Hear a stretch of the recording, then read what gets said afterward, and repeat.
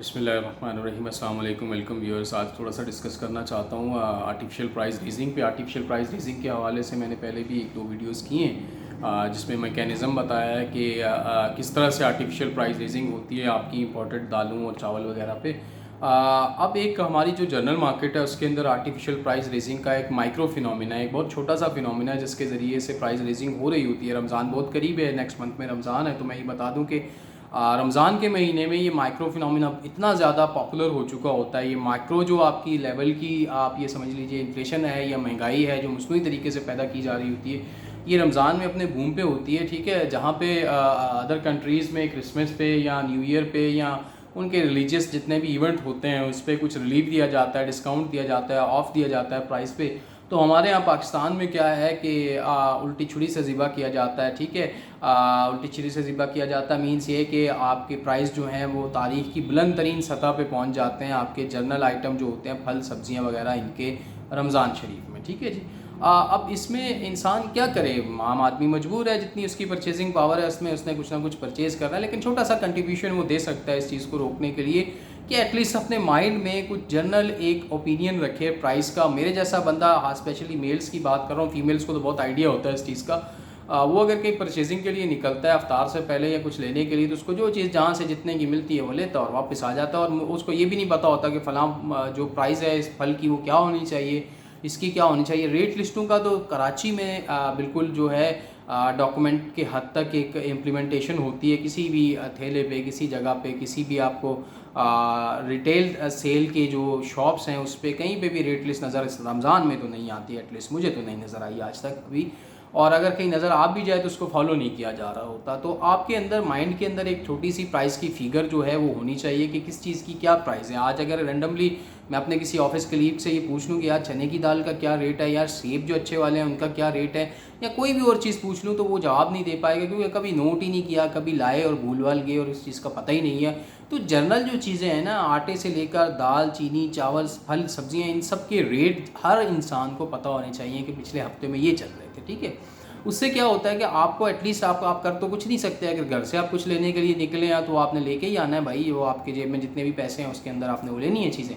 तो महंगाई को आर्टिफिशियल जो हो रही है उसको आप रोक तो नहीं सकते, लेकिन कम से कम एक यार्डस्टिक आपके माइंड में बन जाती है कि यार इतने % ये चीज़ ऊपर चली गई, इस चीज़ के प्राइस ये थे अब ये हो गए, लास्ट वीक ये थे अब ये हो गए। उससे एक माइंड में आपकी मॉनिटरिंग चल पड़ती है कि यार ये हो क्या रहा है हमारे साथ, क्योंकि आप 30 to 40% हर चीज़ का प्राइस जो है वो रेज़ हो जाता है रमज़ान में। ठीक है, उसकी डिफरेंट किस्म की जस्टिफिकेशंस हैं और कभी वो पकड़ में आज तक नहीं आया, उनके खिलाफ कोई क्रैकडाउन नहीं हुआ। मैं उनकी बात कर रहा हूँ जो कि रिटेलर हैं फल और सब्जियों के, स्पेशली उनको कोई भी कंट्रोल करने वाली बॉडी नहीं। अगर है तो वो अपनी सैलरीज ले रहे हैं, एंजॉय कर रहे हैं, और रेट लिस्टिंग प्रिंट हो जाती है और वो कहीं पड़ी रहती है। और कोई ठेले वाला, कोई आम जो रिटेलर है वो कभी रख भी लेता है, कोई आएगा तो उसको दिखा दूंगा, और वो पड़ी रहती है पीस ऑफ पेपर की तरह, इम्प्लीमेंट नहीं होती। ठीक है जी। अब इसमें इंसान अपने कंट्रीब्यूशन, एक तो मैंने ये कहा कि प्राइस की अपने जहन में आपके थोड़ी सी भावना होनी चाहिए जब आप कोई चीज़ परचेज़ करने जाएं कि लास्ट वीक कितने की चल रही थी, इसका प्रेजेंट में रेट अराउंड क्या चल रहा है, अप टू कितने एक वॉल्यूम में चल रहा है। यानी ये 70 से लेकर 100 रुपये किलो के बिटवीन की चीज़ है, इससे ज़्यादा की नहीं है। तो वो अगर आपको 150 रुपये किलो मिल रही है, 200 रुपये किलो मिल रही है, तो एटलीस्ट आपको झटका लगता है कि यार ये क्या हो रहा है। लेकिन अगर आपको पता ही नहीं है सुमन बुकमन कि यार ये रेट क्या चल रहे हैं, तो आप मुंह उठा के जाते हैं कोई चीज़ लेने, तो आपको जो रेट कोई ऑफर करता है आप उसी पे परचेज़ कर लेते हो, और फिर बाद में कंपेयर करते हो, यार कल वो फलां इतने की लेके आया था और ये घरों में हो रहा होता है, यार ये तो इतने की लेके आया था और ये तुम इतने की ले आए।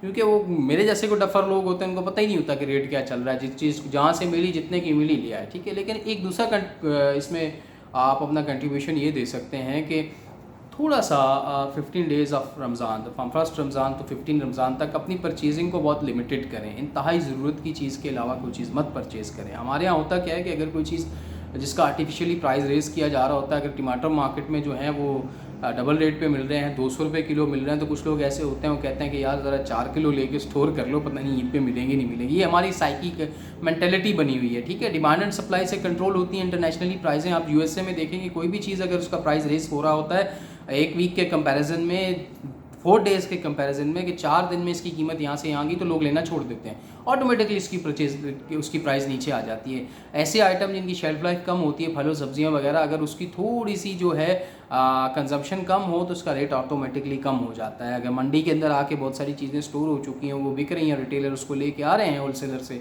और आगे नहीं निकल पा रही हो, सेकेंड डे वो परचेज़ के लिए मंडी नहीं जा रहे, तो मंडी वाले भी अपने रेट नोट डाउन कर देते हैं कि यार हमारा माल नहीं निकल रहा, इसको हम रख नहीं सकते, ये सड़ जाएगा। तो ये फिनोमेना बहुत कम लोग जानते हैं कि यार अगर पहली रमज़ान से 15 रमज़ान तक आप थोड़ा सा सब्र कर जाओ, अपने फ्रूट्स में, अपनी सब्जियों में थोड़ी परचेजिंग लिमिटेड कर लो। मैं ये नहीं कह रहा कि बंद कर दो, कुछ लिमिटेड कर दो, तो 15 रमज़ान के बाद से प्राइजेस में थोड़ी सी स्टेबिलिटी आ चुकी होती है। वो स्टेबिलिटी किसी बॉडी की तरफ से नहीं होती, कोई गवर्नमेंट का इदारा इसको नहीं पैदा करता, उसमें डिमांड एंड सप्लाई का जो रूल है वो इम्प्लीमेंट होता है, और उसके इम्प्लीमेंट होने के बाद आपकी जो है सप्लाई जो है वो ज़्यादा हो जाती है और डिमांड थोड़ी कम होती है पहले 15 डेज़ में, तो ऑटोमेटिकली नेक्स्ट 15 डेज़ में आपके रेट थोड़े से प्राइस जो है कंट्रोल होना शुरू हो जाती है। सप्लाई चेन भी अच्छा डेवलप हो चुका होता है और आपको चीज़ें अच्छे रेट पे मिल जाती हैं। तो आज की डिस्कशन आर्टिफिशियल जो है प्राइस रेस के हवाले से रही। आर्टिफिशियल प्राइस रेस ने मौजूदा गवर्नमेंट को बहुत नुकसान पहुँचाया, आम आवाम को बहुत नुकसान पहुँचाया। दोनों प्रोविंस में दोनों मुख्तलिफ पोलिटिकल पार्टीज़ की मशीनरीज काम कर रही हैं और एंटी गवर्नमेंट हैं। सिंध में एक भी पार्टी की है और पंजाब में एक पार्टी की मशीनरी है। तो इस मशीनरी ने इस गवर्नमेंट को, पीटीआई की गवर्नमेंट को बहुत नुकसान पहुंचाया आर्टिफिशियल प्राइस रेजिंग के हवाले से। ठीक है, आर्टिफिशियल प्राइस रेजिंग ने पूरे मुल्क में गवर्नमेंट को नुकसान पहुंचाया है और के इलेक्ट्रिक की ओवर बिलिंग ने कराची में नुकसान पहुंचाया है गवर्नमेंट की साख को। मेरा टॉपिक चूँकि आर्टिफिशियल प्राइस रेजिंग है, तो आर्टिफिशियल प्राइस रेजिंग के हवाले से एक रेजिस्टेंस इंसान के माइंड में होनी चाहिए। मैंने एक बुज़ुर्ग को देखा हो, किसी रिटेलर की शॉप से कुछ खरीद रहे थे और उसने पहले आते ही रेट पूछा, भैया इस चीज़ का क्या रेट है, इसका क्या है, इसका क्या है। वो रेट 2-3 उसने बताया और लिटरली वो लड़ने लग गए वो बुज़ुर्ग उसके साथ, हैं कल तो ये इतने का था, परसों ये इतने का था। अब उसकी जस्टिफिकेशन वो दे रहा है, रेट बढ़ गए, ये वो बुरा वाला बोल के उनको बुज़ुर्ग जा रहे हैं, उनके पीछे 6 गाहक उनके और जा रहे हैं निकल के। तो इससे क्या होता है, वो जो शॉप वाला या वो रिटेलर, वो ठेले वाला, वो दुकान वाला जिसने एक आर्टिफिशियल प्राइस बढ़ा रखा होता है, उसको एक चॉकिंग माइंड में स्टार्ट होती है कि यार ये इतनी आसानी से बेवकूफ़ आवाम नहीं बन सकती जो मैं इसलिए बना रहा हूँ। तो लिहाजा मैंने जो रेस की है आर्टिफिशियल प्राइस, उसको मैं थोड़ा सा कम कर दूँ ताकि मेरा माल भी निकल पाए, मेरी भी सेल हो पाए और मैं कल माल दोबारा लेने के काबिल हो सकूँ। तो बात आपको समझ में आ रही है, रेजिस्ट पैदा करनी है अपने अंदर के। कोई अगर आपको मसनूई महंगाई के तहत बहुत ज़्यादा महंगा रेट लगा रहा है, तो एटलीस्ट आप उसको कहेंगे यार यू आर रॉन्ग, ठीक है, आप गलत हो, आप ये गलत कर रहे हो। गलत को गलत कहना भी ईमान का निचला तरीन दर्जा है। अगर आप हाथ से नहीं रोक सकते बुराई को, तो ज़ुबान से रोकें। तो ये चीज़ करें, पहले 15 डेज़ में अपनी परचेजिंग लिमिटेड करें और रेजिस्ट पैदा करें। जहाँ रेट आपको आर्टिफिशियली बढ़ा हुआ मिल रहा है वहाँ आप रेजिस्ट ज़रूर करें, ठीक है, और उसकी परचेजिंग छोड़ें अगर आप छोड़ सकते हैं तो। आप देखिए कि थोड़ी सी मार्केट बेहतर होने लगेगी। गवर्नमेंट इस पर कुछ नहीं करेगी, आवाम का भी ये हक बनता है कि अगर कोई ओवर बिलिंग हो रही है या अगर कोई ओवर डिमांड कर रहा है रेट की, आर्टिफिशियल आपकी जो है वो महंगाई पैदा कर रहा है, तो उसके अगेंस्ट एक आवाज़ उठाए आवाम भी, ठीक है। कुछ नहीं होगा अगर आप 2 दिन फल नहीं खाएंगे, तो कुछ नहीं होगा अगर आप 6 सब्जियां लेने गए तो 2 लेके आ जाएंगे। उसके अगेंस्ट आवाज़ उठाना बहुत ज़रूरी है। कराची में लोग नहीं उठाते। Bargaining is the part of religious methodology of purchasing, ठीक है। बारगेनिंग जो है आपका भाव ताव करना, वो इस्लामी ख़रीदारी के असूलों में से एक है। और आप कहते हो यार मैंने भाव नहीं कराना, ले दो यार, दे दो, ये भी दे दो, ये भी दे दो। तो उससे क्या होता है कि मसनूई महंगाई का जज्बा उनके अंदर बढ़ता है और वो आवाम के साथ ज़्यादती जो कर रहे होते हैं उसको बड़े धड़ल्ले से करते हैं। तो 2 चीज़ें, एक तो परचेजिंग पहले से 15 रमज़ान तक थोड़ी स्लो रखें, दूसरी ये कि प्राइस जहाँ पे आपको रेज़ मिले वहाँ आप अपनी रेजिस्ट कॉल करें, ठीक है। वहाँ आप अपनी रेजिस्टेंस दें, दबा के रेजिस्टेंस दें कि भाई ये गलत है, इतने की नहीं है, ठीक है। उसके साथ भाव ताव झगड़ा ये आप करना आपका हक है और आप करें, ताकि उसके माइंड में एक नेगेटिविटी क्रिएट हो कि यार ये जो मैंने जो छक्का मारा हुआ है और एक 80 रुपये वाली किलो वाली चीज़ जो है मार्केट से ला के मैं 280 रुपये बेच रहा हूँ, तो ये होगा नहीं, 180 तो बिक जाएगी, 280 नहीं आवाम लेगी, लिहाजा मैं ये थोड़ा कम कर लूँ। तो वो फिनोमेना भी आपके लिए सपोर्टिव हो जाएगा। मेरी आज की डिस्कशन आर्टिफिशियल प्राइसिंग पे थी। आई होप कि थोड़ा सा एक माइंड मेकिंग बनी होगी कि आर्टिफिशियल प्राइसिंग को एक आम बंदा भी रोकने के लिए अपना एक छोटा सा किरदार अदा कर सकता है और उसको करना चाहिए। अस्सलाम वालेकुम।